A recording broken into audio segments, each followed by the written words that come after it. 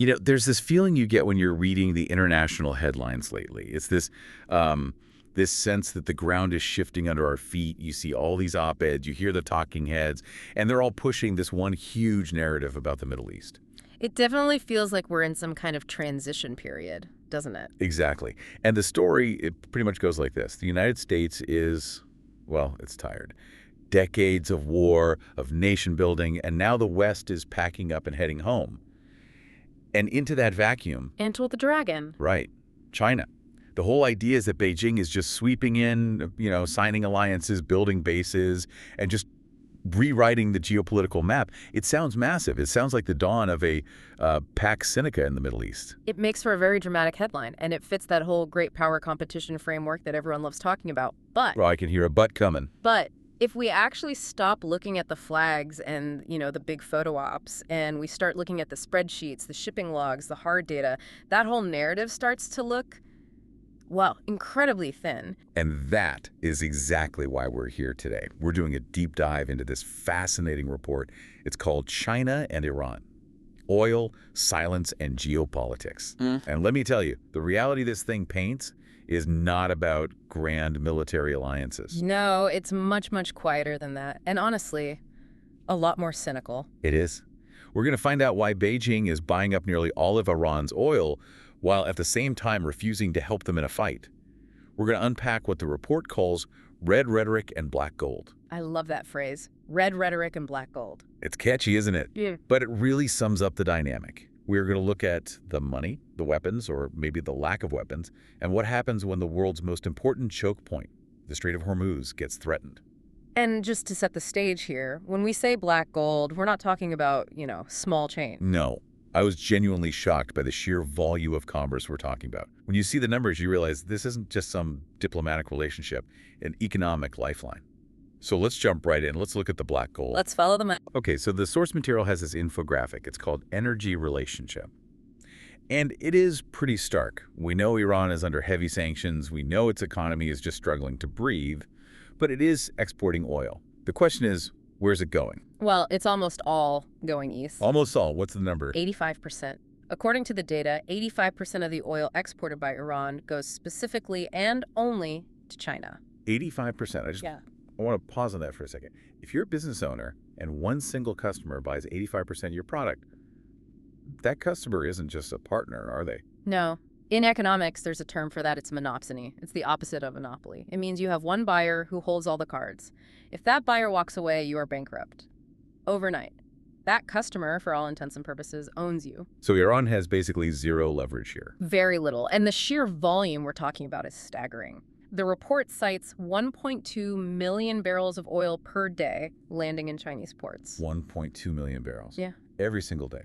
To give you a sense of scale, that's more than the entire daily oil consumption of a country like, say, Italy or Spain. It is a massive river of crude oil flowing from the Persian Gulf straight to the South China Sea. Why? Why is China doing this? Is it charity? Is this some, deep ideological solidarity with the Iranian regime against the West? And that's where people get it wrong. It's not about ideology, it's bargain hunting. Because Iran is so heavily sanctioned, they can't easily sell on the open market, so China gets to buy all this oil at a very steep discount. So it's purely transactional. It's heavily lopsided. Beijing has cultivated this image, of a benevolent superpower ready to come in and stabilize the region. But when you look at that 1.2 million barrels a day, you realize China relies on Iran for a cheap industrial engine, and Iran relies on China for its literal economic survival. That feels less like a military alliance and more like a predatory lending scheme. It's a lifeline, yes, but it's a lifeline that benefits the rescuer just as much as the one being rescued, if not more.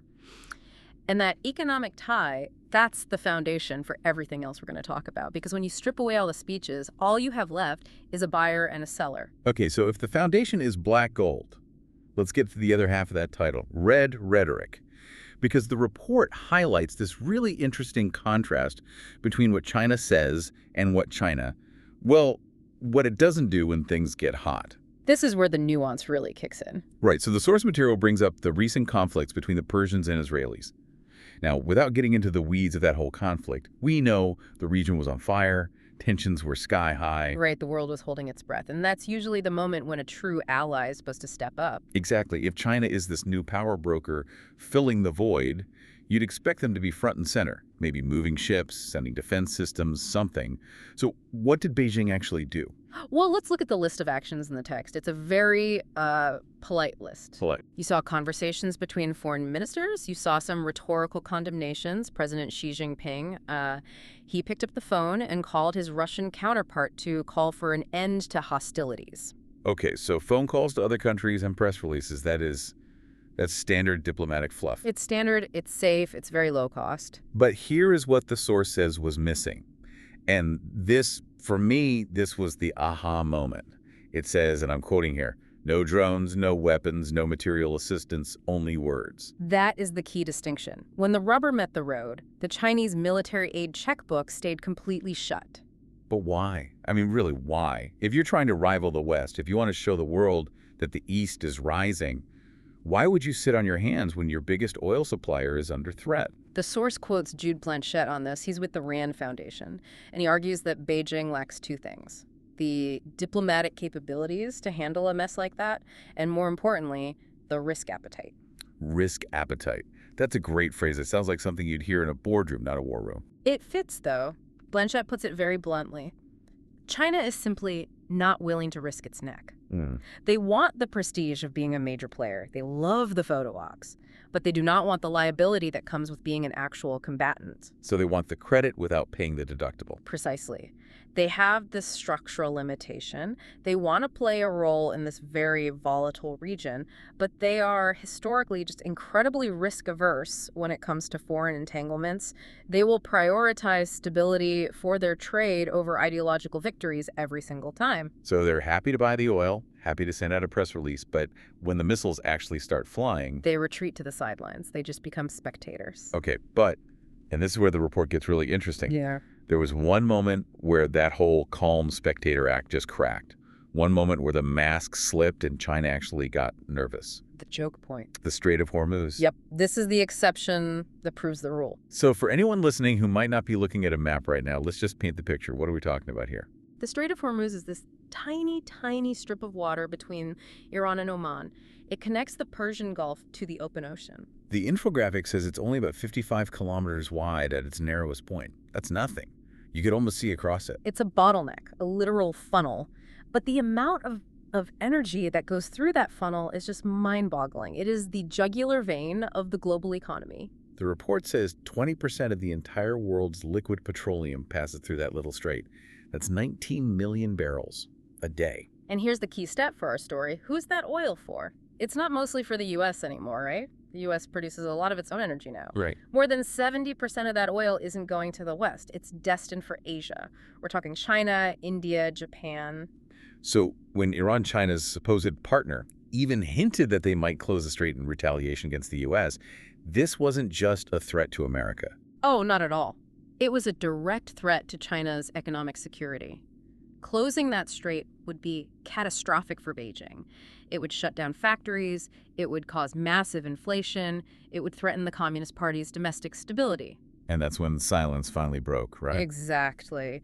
The report notes that this threat set off alarm bells in Beijing. Yeah. Because this threatened global economic development, and I mean specifically China's supply, Beijing finally raised its voice. They didn't send an aircraft carrier, though. No. But they used that leverage we talked about earlier, that monopsony power. They made it very, very clear behind the scenes that closing the strait was a red line. They called for de-escalation immediately. It's funny, the text even mentions President Trump celebrating the de-escalation on social media at the time. But it seems like behind the scenes, China's panic was a pretty big factor.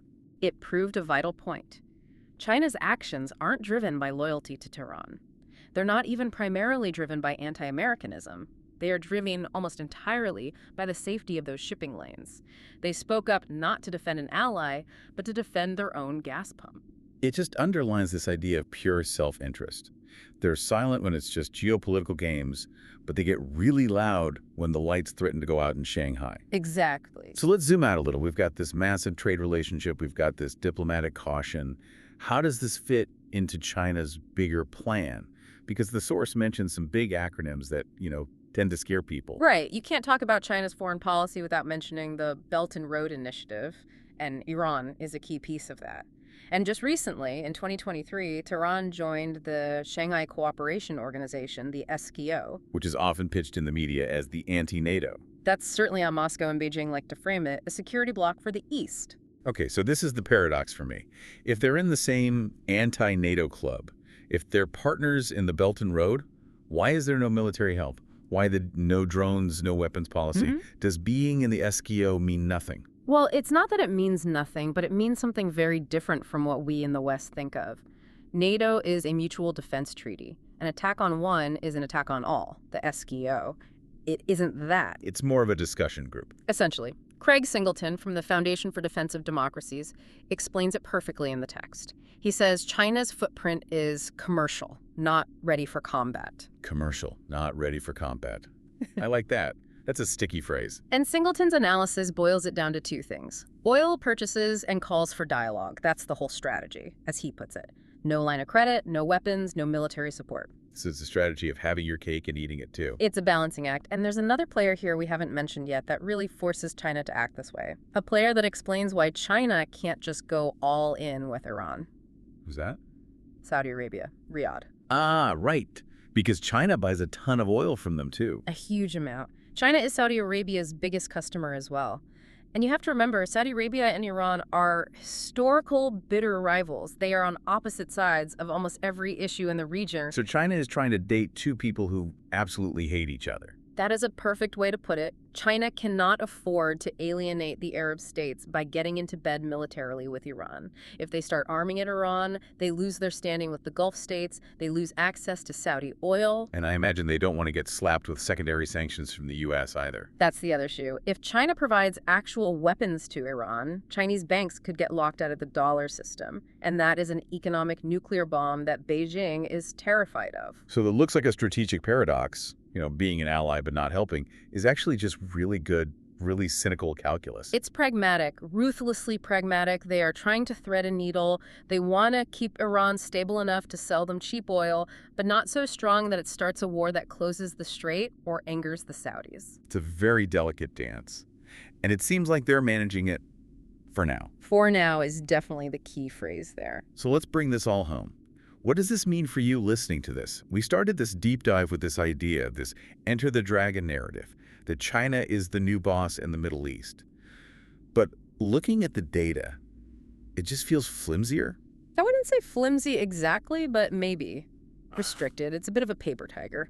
So let's recap. China buys 85% of Iran's oil.